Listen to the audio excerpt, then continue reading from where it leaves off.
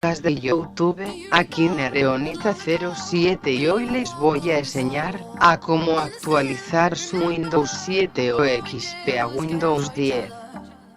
Primero tienen que ir a todos los programas, y luego ir a Windows Update, y se les abrirá una ventana, donde dice buscar actualizaciones. Yo no lo hago porque ahora estoy grabando, luego lo actualizo. Ustedes le dan ahí donde dice buscar actualizaciones y le dan a actualizar, y bueno, seguimos con el tutorial, y se les comenzará a actualizar su Windows.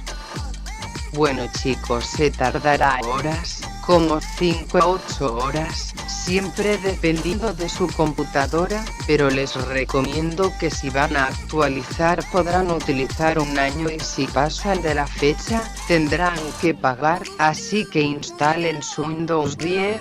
Siempre tienen que estar pendientes de su computadora, ya que se les abrirá ventanas, y tienen que aceptar, etcétera. Gracias.